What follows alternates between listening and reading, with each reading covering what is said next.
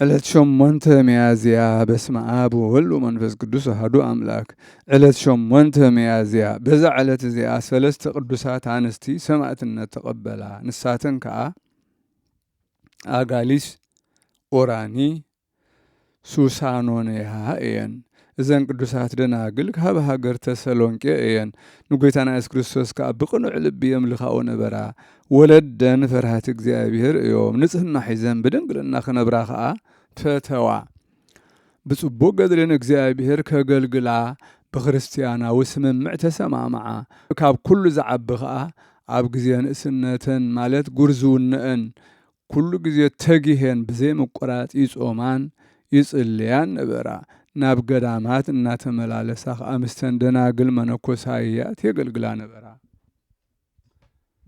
መክስምያኖስ ከሓዲ ምስ ነገሰ ከዓ ኣምልኾ ጣዖታት ኣቆመ። ደም ንጹሃን ከዓ ከዓወ። ንሳተን ከዓ ፈሪሄን ናብ ደብሪ ሃዲመን ኣብ በዓቲ ተሓብኣ። ኣብኡ ከዓ ከይወፃ ብጸሎት ተጸሚደን እናተጋደላ ተቐመጣ። ሓንቲ ክርስቲያናዊት ኣረጊት ሰበይቲ ኣብ ሰሶሙን ትበጽሐን ዝደለየኦ ትህበን ብተግባረ ኢድ ዝሰርሐኦ ትሸጠለን ካብአን ዝተረፈ ከዓ ንድኻታ ትህበለን ትምጽውተለን ነበረት። ድሕሪዚ ሓደ ክፉእ ሰብኣይ ካብቲ ዓዲ ወፂኣ ናብቲ ዘለዋኦ ደብሪ ክትከይድ ከላ ረኣያ እሞ ተሓቢኡ ብርሑቕ ከይረኣየቶ ኣብቲ በዓቲ ክሳብ እትበጽሕ ሰዓባ። ንሱ ከዓ ክትኣቱ ከላ ረኣያ እሞ ክሳብ እትወፅእ ተሓብአ። ኣብቲ ቦታ ብዙሕ ገንዘብ ዘለዎ መሲልዎ ነበረ።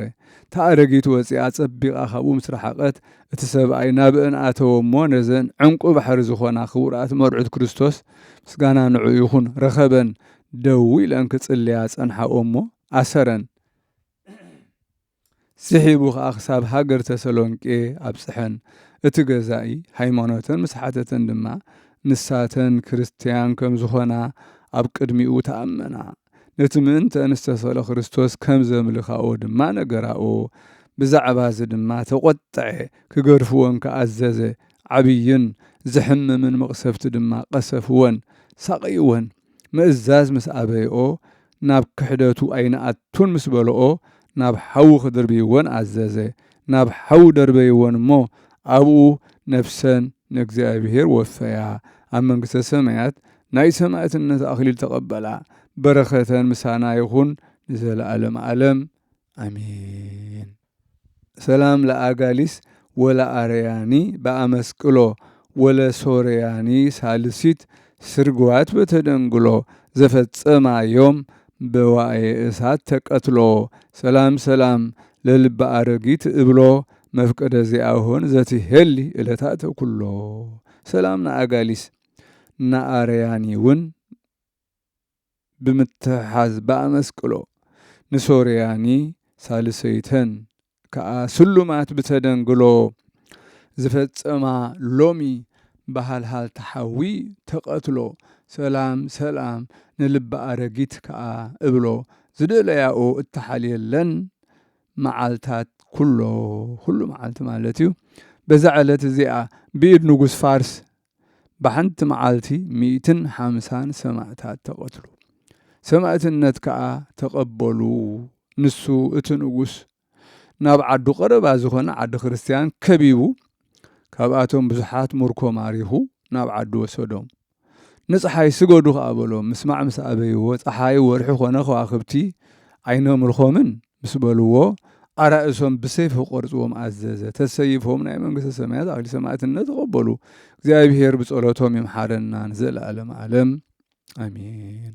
ሰላም ለክሙ ሰማዕታተ አብ ወወልዱ 150 እለ ትትፈቀዱ ዘተፄወውክሙ ዮም ለንጉሰ ፋርስ በእዱ ወተቀተልክሙ በሰዓት አሃዱ ሶበ አበይክሙ ለፀሐይ ትስግዱ።